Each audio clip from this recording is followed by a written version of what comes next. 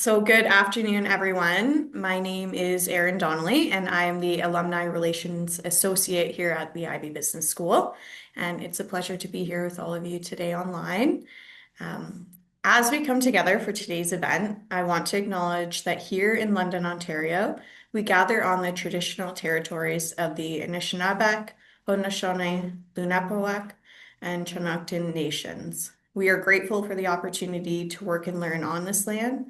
And for those joining us from other locations, I invite you to take a moment to recognize and reflect on the Indigenous lands you are on and to join us in honoring Indigenous communities, past, present, and future.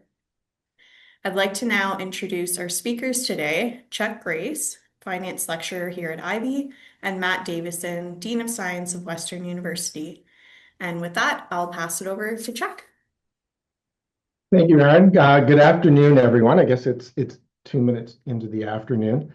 Pleasure to be here today. It's a little awkward for me because I can't see the folks at the other end here, but I'm assuming there's some previous students out there that have joined us, and it's exciting to know that you're out there and participating in this today. If you don't know me, I was until just recently teaching at Ivey. I taught wealth management and IFP and fintech. And as Aaron said, I'm here today with my co-founder of the Financial Wellness Lab, Matt Davison, and I'll introduce him a bit more as we go along. To give you a sense for what we're going to get into today, we want to talk about financial wellness and financial resiliency. Especially in this day and age where there's so many moving pieces and so many things to keep track of, it's probably appropriate to stop and just sort of take stock of where we are. In the midst of this presentation, I'm going to start it. Matt's going to share some research with you in the middle, and then I'm going to finish it with some suggestions for how to navigate all of this stuff. But in the meantime, I'm going to adopt the voice of a grouchy old man. Now, Matt saying I probably don't have to adopt it. It probably comes instinctively to me. There's a certain point in your life where you become impatient with the world because there is an expiry date and you want to see some things change and you're anxious to see that happen. So sometimes it comes across as crotchety or grouchy. And it really means that we're probably going to be fairly blunt with you today. There's some things we're going to share that we're not going to sugarcoat. We're going to get to the point and get to some real world practical advice if we can. And I'm just going to apologize up front if sometimes it sounds a little bit cynical or otherwise. But let me get into it. Let me jump right into the presentation. Again, I'm going to set the stage. I'm going to walk you through what the lab is, what we're trying to accomplish, the context for the events that we're seeing today and why this topic is so important. Matt's going to jump in the middle and share with you the research that we've been doing for the last 5 or 6 years. And then we'll close up with some suggestions on how to navigate all of this. And hopefully we'll leave 20 minutes at the end for questions. But let's jump into this. So again, Matt and I co-founded this thing 2020. We've been working together since 2015. Looking at big data provided to us by our partners in financial services. And that gave us a very unique insight into what's driving this thing called financial wellness. So we are data-driven. We're all about looking for tangible evidence of what's driving, from a causal perspective, financial resilience or otherwise. Our goal is to change the trajectory for households in Canada through thought leadership. And we start with that because we think the trajectory right now is troublesome. And I'll show you some numbers in just a second as to how we concluded that. Behind the scenes, so that you know, we've got an army of some really incredible people pulling all of this together with us, for us. We have a group of 7 principal investigators, profs, who are leading this, along with some collaborating researchers from universities across Canada and one in India. We have 5 full-time staff and then about 22 students. They come and go, so it's a bit nebulous in terms of narrowing it down, but altogether there's about 30 people involved in this exercise. in trying to figure all this stuff out. To facilitate that, we have some, oh, and sorry, our academic partners. So India, UBC, Laurier, York, and Winnipeg are the sources right now of some of our academic brain trust. In terms of the data we're playing with, we have a pretty extraordinary group of partners that are working with us. A couple of credit unions, Environics, which is a data analytics company, a wealth manager through CI, who has a number of firms they bought with advisors, and we have access to their data on a anonymized basis. And then folks like the Financial Consumer Agency of Canada and Fields Institute. Our biggest partner is probably the National Payroll Institute. They've been with us from the very beginning, but they're providing us with some very interesting data and insights around employees. And if you think about it, your paycheck is probably at the cliff face of a lot of the financial decisions that you make. And they have some really cool insights that they share with us around that. So rich group of researchers, rich group of partners, very, very deep data sets. And Matt will walk you through what we've concluded from those data sets. So let me set some context, the grouchy old man context. I want to start with the observation that if you think we're going back to 2015, we think you're badly mistaken. The world is not going to go backwards. We are stuck in a world right now where we're trying to navigate our finances, our personal finances, in a very complex world. Guaranteed pensions, defined benefit pension plans, let's call them gone. If you're not working for the civil service, you're probably not going to get one. Lifelong employment, gone. You're probably going to have 5 or 6 jobs before you're done your career. Things that go bump in the night, they're speeding up. They're not going away. They're just coming at us faster and faster. Inflation is definitely hammering at our purchasing power. Interest rates are bouncing all over the place, depending on what markets are doing and what politicians are saying. Housing is unaffordable. For a lot of people in Canada right now, it's just a statement that housing has become incredibly expensive. Along with housing, of course, comes debt in the form of mortgages. Our government safety nets, government can't afford to save us anymore. If we're not taking care of ourselves, it's not going to happen. And then throw into this whole mix the science that will extend our lives. Cool. We're all going to live longer. That doesn't necessarily mean we're going to live longer comfortably, and doesn't necessarily mean that we budgeted to live longer or that we've budgeted for some sort of assistance as we retire, in the form of retirement homes and so forth. So it's a very complex world. I think everybody on the call will know that, and it's not going to change. We're not going to go back to a low interest rate, low inflation, job security kind of world anytime soon. And the question then becomes, so how do we navigate through that? The starting point then for how are we going to navigate is actually not very rosy. In the work that we've been doing at the lab for the last 5 years, using the national payroll data, we've been able to cluster Canadians using AI into 3 groups. There's a group of Canadians that are comfortable. They're saving money. They have lots of money in the bank. They're not worried about their job. They're spending less than they make. They don't have a lot of debts. Then there's the 72% that are just getting by. There's a group of what we call coping, living paycheck to paycheck, limited savings, and they're just one blip in the night away from tipping into debt or something else. And then the big number that keeps us up at night is that 41% of Canadians would be described as financially stressed. They're spending more than they earn. They have no savings. They're overwhelmed by their debt, and that stress is spilled over into their personal lives and into their job performance. To be perfectly blunt, as a grouchy old man, you can't have a sustainable society with 41% of your population that stressed. And so we view our job at the lab is to figure out ways to change that trajectory and to move 41 somewhere closer to, well, ideally 0, but not sure we'll get there. So to help us with the journey then, to put that in perspective behind the scenes, what's driving that financial stress. And I'm going to turn it over to Matt now, and he's going to walk you through what we've been discovering in the lab around what we call the pillars of financial resiliency: income, spending, saving, debt, and decision making.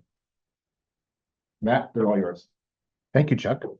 Um, so I'm going to walk you through some of the results that we've obtained from analyzing the data we've obtained from our partners.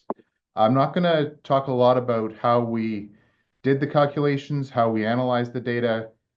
We have abundant information about that in terms of published literature and white papers that are available on our lab's website. Um, we believe that financial wellness is all about income, savings, spending, and debt. And we're going to talk about those things as they come through the deck here. So beginning with income. So this is probably the hardest thing for people to get their head around. It's our work that suggests that income matters, but it's not the only thing that matters. It's very common for people to believe that everything would be fine in their world if they got a $5,000 pay raise or a $10,000 pay raise, and that's kind of not true. If we look at this figure, and we see this, by the way, through lots of different studies, through the surveys that we analyze, through more concrete information about people's income and contributions to savings plans and so on. But here's a sort of headline picture here. The figure you're looking at has disposable income on the horizontal axis and our own financial resilience score, which we've developed using machine learning, on the vertical axis. And you kind of see a big blob on the left there. And what that big blob is saying is that for people with disposable family incomes up to about 200,000, there's a huge variability in financial resilience. There's some people who have limited financial resilience. That would be the sort of lower numbers on the vertical axis. There's others with the same family income with very high financial resilience. It's true that the distribution of those scores tends to go up a little. The bottom end of them tends to go up a little as disposable income rises. So it's not that income doesn't matter at all, but for any individual person, it may or may not matter. It's not until family incomes get really pretty high, 300, 400, 500K, that the financial resiliences tend to be only in the higher range. So this is our observation through the analysis of many data sets, and the question one might ask is, why is this true?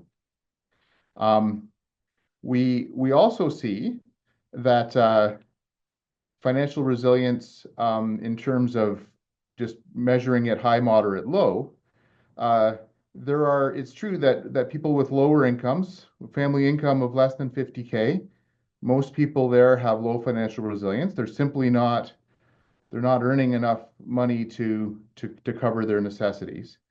As you go up the band, though, even there are people with fairly substantial household disposable incomes of 100 to 150K who display low resilience.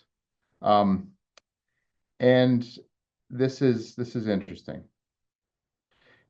We believe it comes down to spending, savings, and debt. So we'll talk a little bit about spending. Spending depends on, spending drives resilience. If you spend more than you make, then you're consistently spend more than you make. That's going to be, in the end, a challenge. I don't think this comes as a huge surprise to anyone on the call. If you spend less than you make, then over time, your financial picture will improve. So let's look at the clusters Chuck talked about earlier, the comfortable coping stressed cluster. These are formed from a questionnaire that the National Payroll Institute has administered for a large number of years.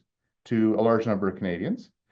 And uh, what it shows is that the people in the comfortable cluster almost invariably spend less than their net pay.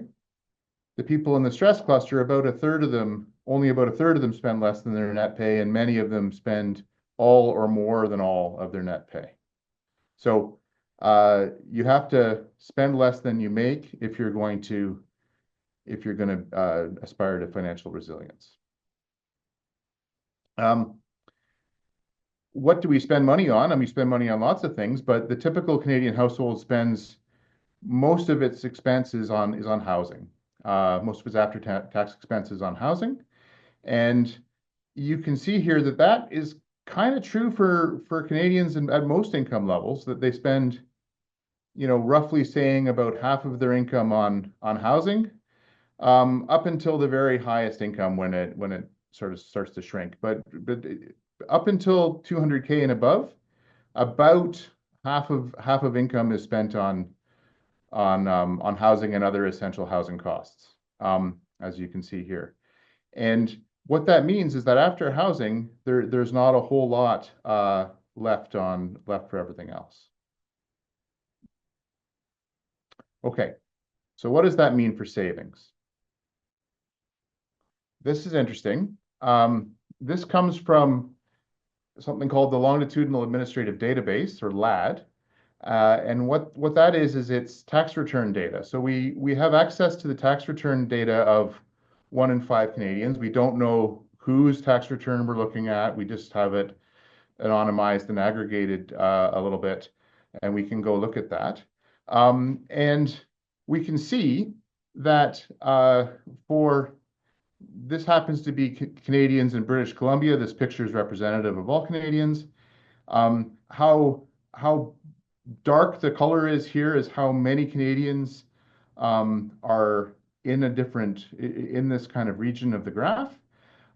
We see here that there's really two groups of Canadians. There's the groups at the top of the vertical axis who are saving a large fraction of their income.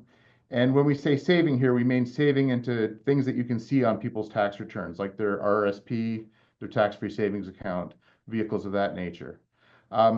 We see that there's two groups of people. There's people who are saving quite a lot, and there's people who aren't saving very much. And this is for British Columbians in the third income decile. So they're lower than average income, but not really low income folks. And these happen to be males. As you crank the income up, there's slightly more people are saving, are in the high savings group, and slightly fewer are in the low savings group. But there are people at all income deciles who are saving into their registered accounts, and there are people who are not. So again, income isn't fully driving the story here, and it's also interesting to see that there isn't just a continuum of Canadians, some of whom are saving a lot, some of whom are saving a little, and everything in between. There's really kind of just two groups. There's the people who save and the people who don't save. Well, once you've saved money, what do you do with it? Well, you can invest it, and this is what we're encouraged to do, and what we in our lab encourage people to do to accumulate assets for retirement. But we have research that shows, both in terms of mathematical models and in terms of analysis of actual data from our partners who provide us with information about investment accounts that they hold. We can see that what really matters for the first large number of years of your life, if you're starting with no assets at age 25, and you're accumulating assets consistently from saving from your pay, you'll be in your mid-40s before the way you invest your money matters as much as how much money you save.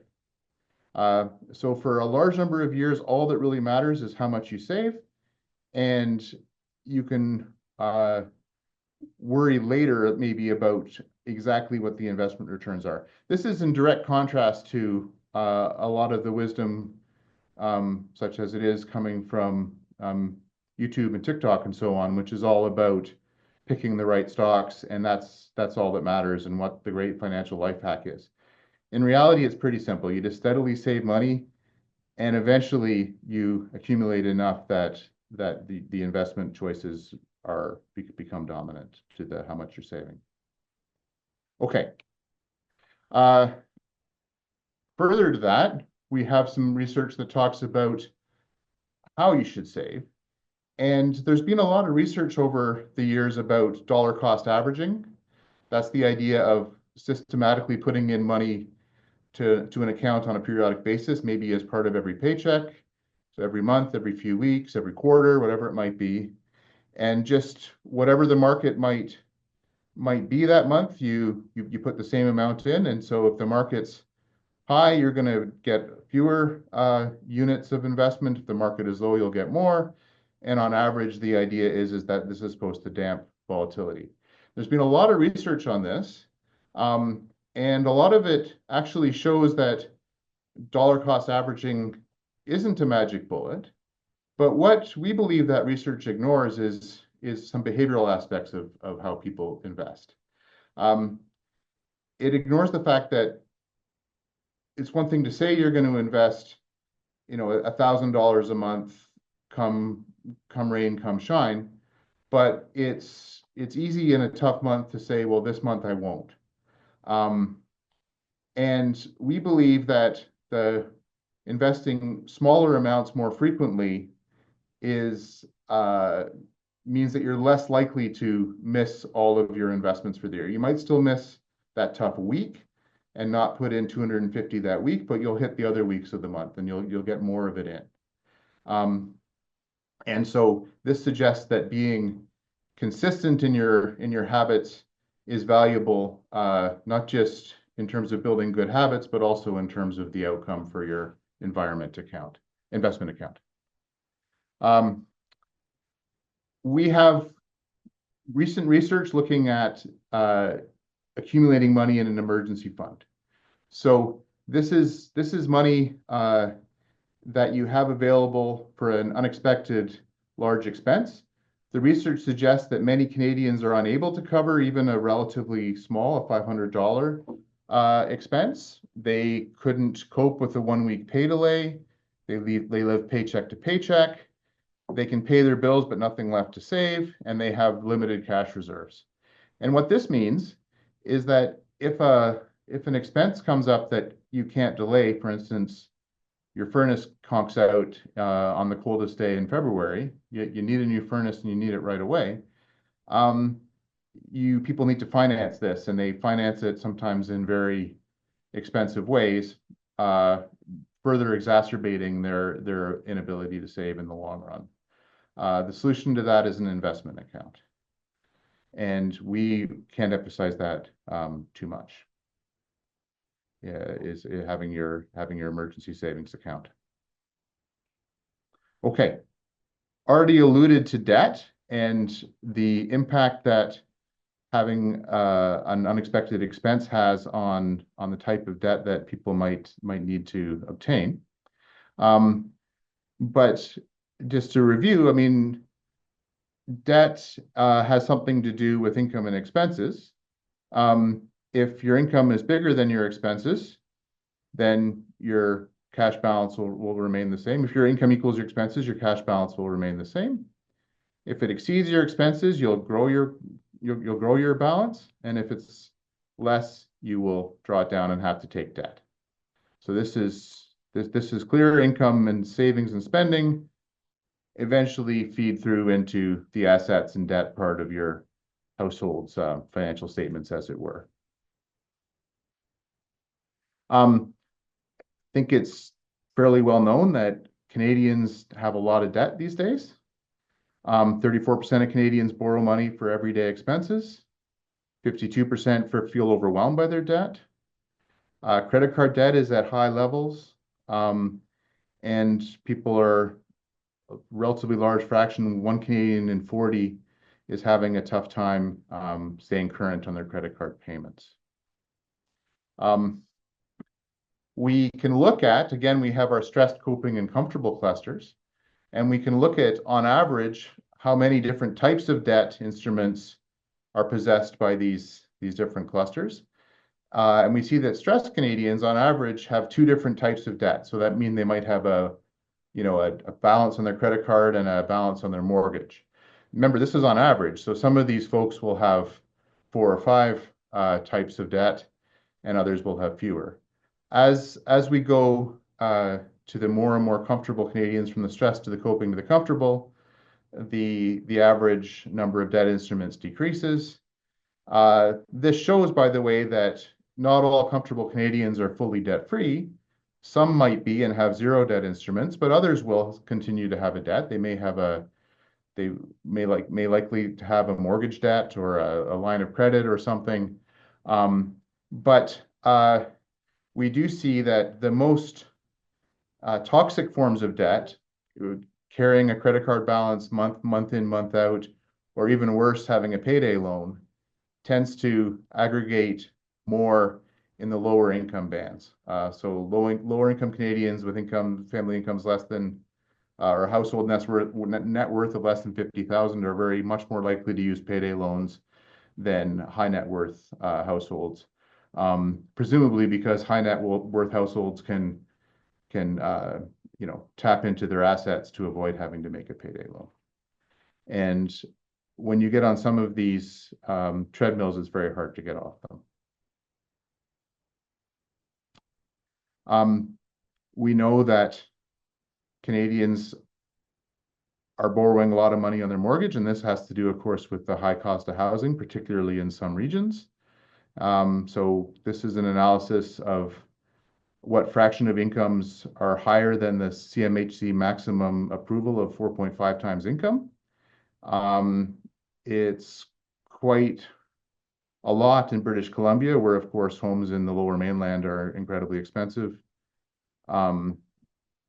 And of course, the Lower Mainland is an even larger fraction of BC than the GTA is of Ontario, which also has a relatively large fraction of Canadians at all income levels holding extremely large mortgages. What's interesting, particularly for the BC folks, is it doesn't seem to matter if you're lower income or slightly higher income. About 40% of BC residents hold these really big mortgages. And so this is yet another example of where income doesn't seem to be, at least at first, helping people get out of some of these traps. Okay, so income, spending, savings, debt, and they're of course all related to one another. But fundamental to all of this is making good financial decisions. And we know that people aren't necessarily always making extremely what we might call rational decisions. People are over optimistic. People don't understand what they're doing. They think, oh, I don't need an emergency account. That's why I have a credit card, forgetting that a credit card involves a large amount of interest. People think that the way things are now are the way things are always going to be. They're never gonna require expensive medical care as they get older because they don't require it now. People know they should do things. I know I should make an emergency fund, but maybe I'll start next month because this month I got something else that I want to do. Or they just get overwhelmed by all of the different information and all of the different priorities that are facing them. So we're trying now to develop strategies to help people address all of these behavioral issues and making great decisions. I think I'm going to pass it back to Chuck now. Yep. Okay, so we've walked you through what we know about financial resilience and what might be driving it.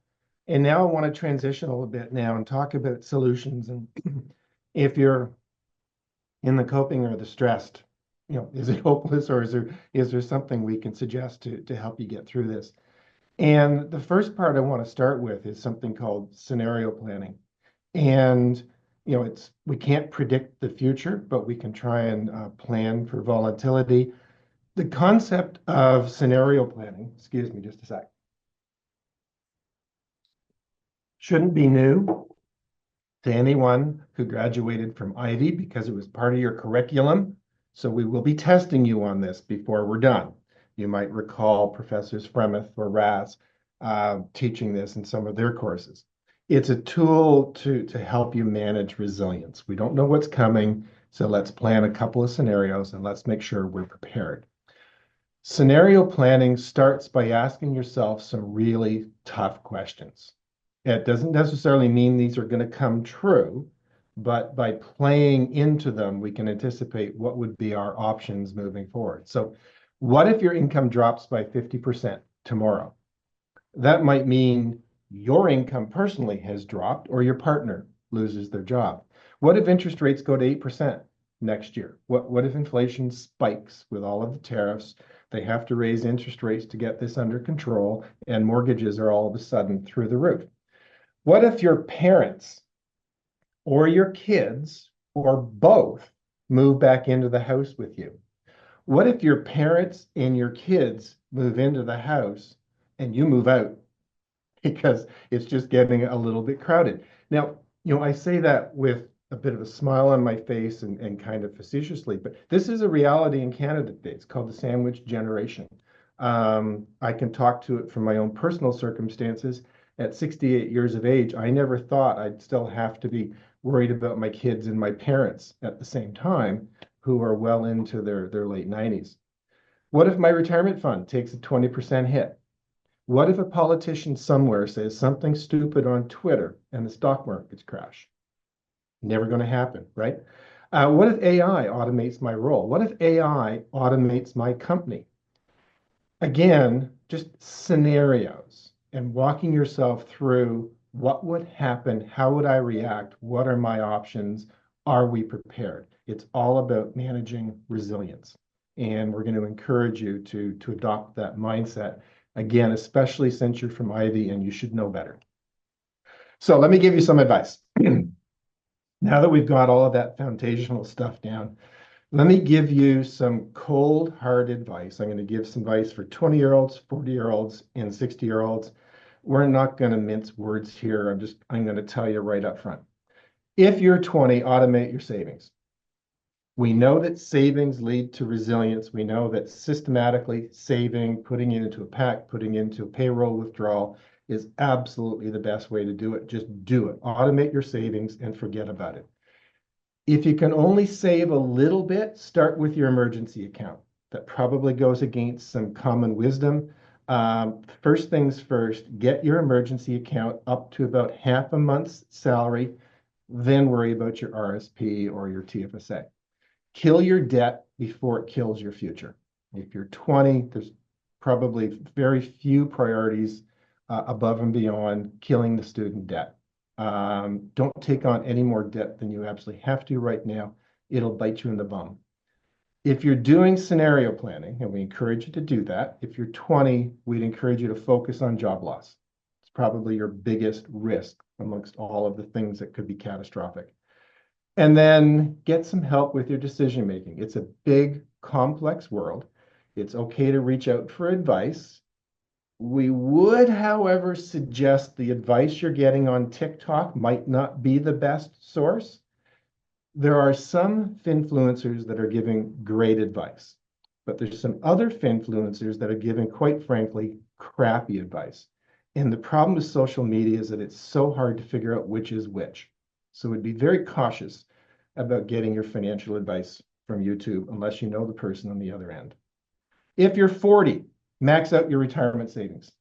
It's never too late to start. You've probably spent the first 20 years paying off debt, getting ready for kids. Maybe you've got the mortgage, but they'll tell you should start saving for retirement when you're 25. If you didn't do that, then get to it now. It just means you're going to have to save more.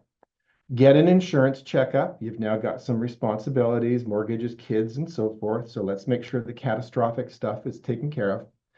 Practice family planning. Now, it's not what you think. When I say family planning, I mean, what's the state of health of your parents? What's the state of health of your partner's parents? What's the state of financial health of your children? Have you had conversations with all of those people? If they all needed help or they all wanted to move in, what's going to happen? Do your scenario planning. Start with job loss, then start talking about family and start talking about security, which is another word for insurance. Examine your decision making, get help. Things are going to start to get complex. When you've got mortgages and kids and so forth, things will get complex. And so at this point, financial advice isn't just your investment advisor, it's lawyers, accountants, marriage counselors. They all count in figuring out what's going to come next. And if you're 60, get a retirement plan. And when I say retirement plan, I don't mean how we're going to unwind your assets over time. That's an important part. There's tax consequences to that, unraveling RSPs and so forth, but it's also your spending plan. We know from our research that there's a point in time in retirement where you probably spend a fair amount more than you planned on because you're having some fun out there. Then they'll move into a passive phase. But what no one anticipates is the cost of moving into a retirement home. And that just goes through the roof. And you need to have enough money put aside for that. So a retirement plan is your income, but it's also having a close look at your spending patterns and your health, anticipating what might be coming. Do some scenario planning. Start with your health and your capital. At 60, you might want to start thinking about simplifying. As I move into retirement, do I really need all of these things that have been accumulating over time and are on some sort of monthly payment plan? At this point, your decision making is definitely complex. Get some help. Financial planners, lawyers, accountants, and doctors all count in terms of planning for your retirement. So that's our advice. We tried to keep it simple, not too complicated, and make it age specific. But when we get to our questions in a couple minutes, we can get into more details if you'd like. Some closing comments. When it comes to financial resiliency and just about anything else in life, hope is not a strategy and nostalgia is not going to pay your rent. If you think we're going back to the good old days, they're dead, they're gone, get over it. We need to plan for this new world, and this new world is going to be very volatile. Your defense in the face of volatility is resilience. It's like oxygen, water bottles, and sunscreen. We would suggest that while wealth is great, having the freedom to choose amongst a number of healthy options is probably better in the face of that kind of volatility and the choices you might be called upon to make in the future. With that, Aaron, we can turn to questions. Having said that, I have no idea how to make that happen with the technology we're on right now. Because I'm a grouchy old man, I don't do technology. No problem. I'm here to help. So we do have a couple questions in the Q&A box right now. I did notice that somebody did have their hand raised as well. I'm just going to ask if you have your hand raised, if you can submit the question either in the Q&A or in the chat. Either is fine, and then we can kind of go through them that way, and I'll read them out and we'll get the answers. So the first question, dollar cost averaging works. However, the key is to find the right financial advisor, one who works in your interest. Any advice on how one should do this? Let me do that.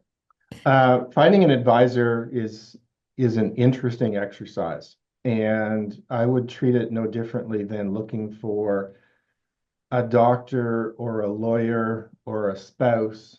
Interview them.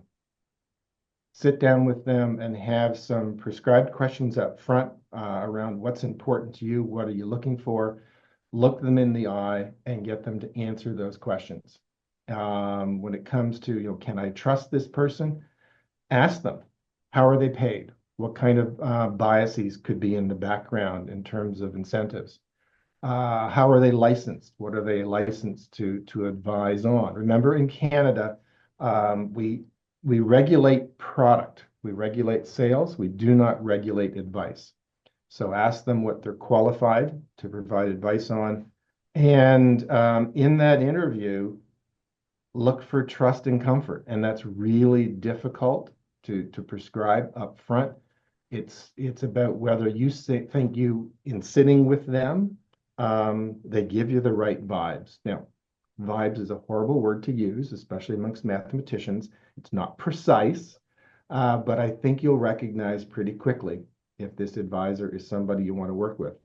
It's a bit of a slog. You might have to work, go interview 3, 4, 5, 6 people, but don't just walk into the first bank branch and go to the first person you see. Uh, Figure out what's important to you and interview them for that. Hope that answers the question. I think that was a great answer. So the next one that we have is there a role for government to play in helping individuals build financial resiliency? You want that one? Absolutely. And in fact, the government does play a substantial role already. We showed we showed in some of the slides uh, that people at the lowest income levels often really simply don't earn enough income to possibly be able to figure things out, no matter how well they budget and so on. And there are, and they're possibly not, certainly not in every case sufficient, but that's where income support programs tend to be focused at people who've lost the job and are getting employment insurance, at people on Canada Works, that type of thing. There's also lots of government programs that are available to everyone. Registered Retirement Savings Plan, tax-free savings account. There's the new housing saving plan that's out there. There's Registered Education Savings Plan to help accumulate money for the education of children. And what the interesting thing there is the government can make a plan, they can make a framework, but they can't make you take advantage of it. They can say, here's an RESP, and if you have kids, we will, for every dollar you put in, we'll up to some, level, we will match it with 20 cents, and it'll grow tax-free and be taxed in the growth will be taxed in the hands of the child, not in your hands when they withdraw it. That's a great program, but it doesn't do you any good if you don't open one. You need to open one. You need to educate yourself as to what's out there and have a disciplined savings program that allows you to take advantage of the government programs that are there to support financial resilience. I'm by no means saying that every possible thing the government might do in every possible case is being done. But there's an awful lot of good government policy in Canada to assist with financial resilience. Can I jump in too? I would also add to that, more and more we're seeing perhaps a role for government and regulators to quote unquote get out of the way. We're seeing policies and procedures that administratively create friction, make it very difficult for people to make decisions, or they become overwhelmed by the complexity and the number of forms they have to fill out. We're tripping over that right now with emergency accounts, which we think are pretty straightforward. You're investing in cash. There's no risk here, but we insist that people have to fill out a KYC and know your client form and all of this kind of stuff. I think there's a role for governments to move regulations out of the way, create less friction, and perhaps help with the paralysis that people encounter when they try and open an account or act on what they think is the right thing to do. Aaron? Great. Okay, so the next one here, for people who are financially stressed in the 41% bracket, what percentage are there because they cannot make a living wage? Is one of the issues that the minimum wage is too low? Have you done any research on this? I'll address that. So we didn't get into really very much, or maybe even any of the nitty-gritty detail around how we did the calculations that are behind some of the numbers that we showed you. But of the financially stressed cluster, the 41% that you referred to, that's actually of employed Canadians. So the survey that we built from this National Payroll Institute survey is only of employed Canadians. So already people who are experiencing unemployment aren't counted in that tally. So it's if you made a more full-fledged lens, it would probably be worse than that. So that's the first thing to say. They could be employed, but at minimum wage, and the minimum wage might have an impact. But again, we're finding that there are people in that 41% tally that have extremely high incomes that are well above minimum wage. Um, and so it might well be that um, increasing minimum wage will be helpful for low-income Canadians. The focus of our lab is not primarily on that group. A lot of people do work on ways in which low-income folks can be assisted. There's a lot of great work out there. Our focus is actually more on the middle class who are um, in most cases making substantially more than minimum wage, but yet are still experiencing challenges. Great. So I have two more to read, so that's just a heads up if anybody else has anything in mind to make sure that you put it out there soon.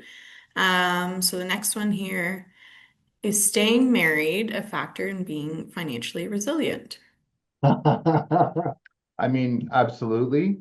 Uh, we're not marriage counselors in the lab, and we're not addressing all of the difficult challenges that go around whether it's better to be married or not at a given point, and we're not touching that. But definitely there's financial advantages to being in a couple. And there's even math around this that when people look at what a basic income, how it sort of translates, uh, we don't just say, well, if there's four of you in a house, that costs four times as much as if there's one of you. In fact, the what economists typically do is they scale the housing income by the square root of the number of people in the house. They pick the square root for whatever reason. So if there's four people in a house, that's twice as expensive as having, one person in a house, not four times as expensive. That immediately suggests that staying married is financially efficient, not even considering all the actual costs of transitioning from being married to not being married. But again, one of the important things to remember about finance is the finance is to drive your life. Your life isn't to drive the finance, and you have to keep the two things sort of each in their own appropriate bucket.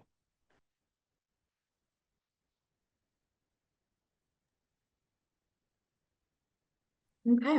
Uh, Next question. Other than lifestyle creep, what are some common mistakes that people make and or things they overlook when their net worth increases substantially? I'm gonna call him grouchy for this one. Well, lifestyle creep for sure. We see that in all of our numbers. Um, as incomes go up, the size of mortgage balances go up. As incomes go up, the amount of money spent on wants versus needs goes up. Real estate goes up. So there's definitely lifestyle creep and not taking advantage of the fact that your income has gone up and you can put more money into savings. So on that regard, as your income goes up, we would encourage you to revisit your savings and make an adjustment or do that in an automated fashion. There's programs out there that allow you to escalate your savings as your income goes up, and they do it automatically. I would take advantage of those. The other mistakes, I hesitate to call them mistakes. There are things that go bump in the night that aren't necessarily your fault. Stuff happens. And perhaps if we were to talk about not necessarily a mistake, but being prepared for that, it's people that aren't leaving enough slack in the system to accommodate that inevitable, oops, I didn't know that was coming. And so not skating on the edge. Don't spend everything you make. Don't skate right to the edge. Leave yourself some slack in the system so that there's flexibility when things inevitably go bump in the night.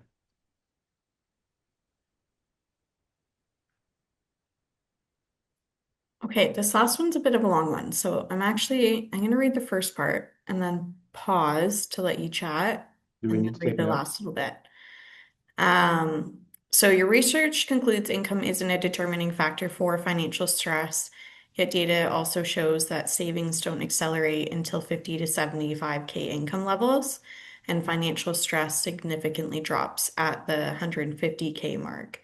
So how do you reconcile these findings? So I don't think our statement is that income doesn't play a role.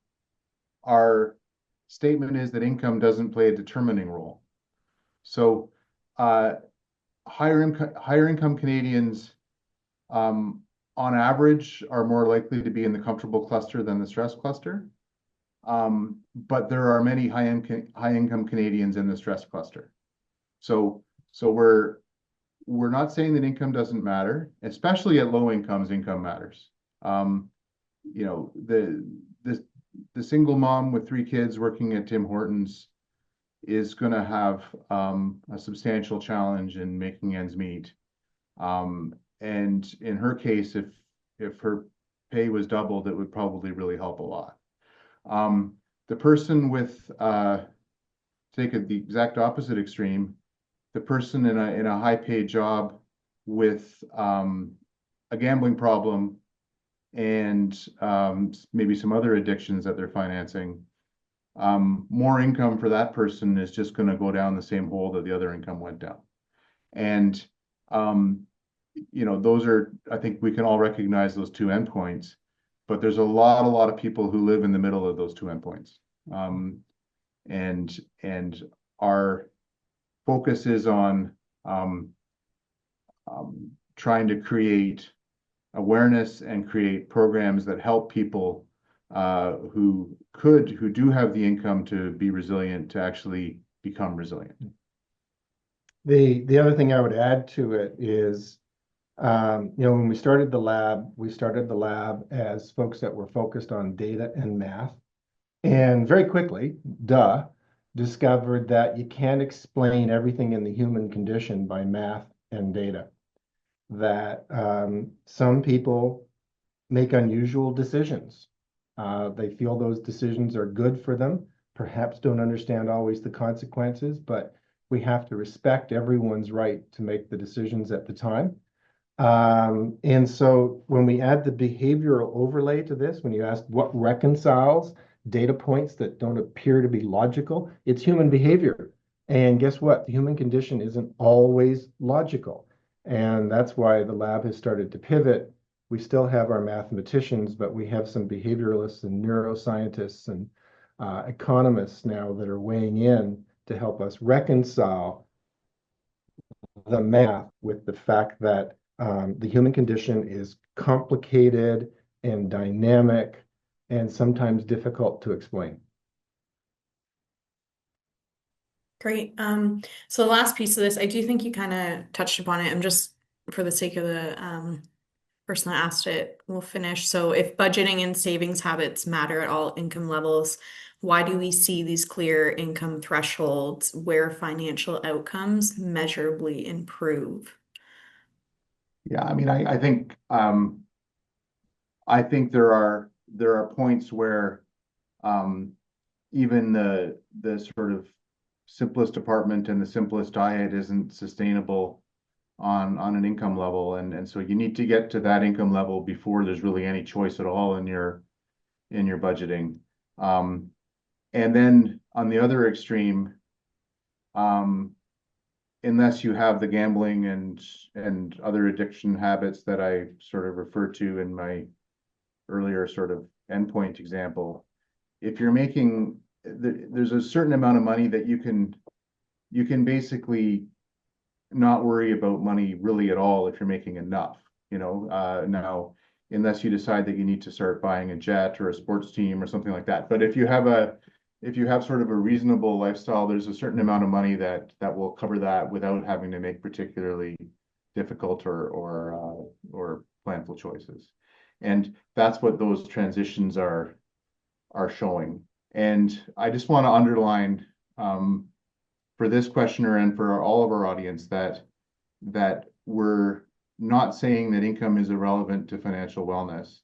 I mean, income minus spending is savings, and savings matters. So if your income rises and your spending doesn't change, then you're going to save more or at least go into debt less, and you're going to be able to do things like populate an emergency account, save for your retirement, all of those things. The challenge is that behaviorally, what often happens as people's income rises, their spending rises at an equal or even greater rate, and it doesn't necessarily change the things that. So income matters because it drives savings, and if your income isn't driving your savings because of whatever reason, then maybe it doesn't matter. And that's, I think, the point. I think the other thing that's really important to emphasize here is that we are not suggesting that as your income goes up and if it gets high enough that you should buy a sports team, especially the Leafs. We would never, ever recommend that someone buy the Leafs. We'll see how the series goes. Well, thank you. A little offended by the last part there, but And we were doing so well. I probably offended half of Ontario now. I was just about to compliment you two as well for the end of this, but no, I do want to say thank you. I don't see any other questions coming through. It is at 12:58, so I want to be cognizant of everyone's times, especially Chuck and Matt. This has been an excellent event. I know myself, as a mom of a toddler, has been texting my fiance this entire hour to give him a lot of different information for us, and I'm sure that our many attendees today have gained a lot of insight into their futures and as well as information even for our relatives, seeing the different age brackets. That was very helpful as well. So thank you. It was our pleasure. Go Leafs. Thank you, everyone. And then happy Global Ivy Day. All right.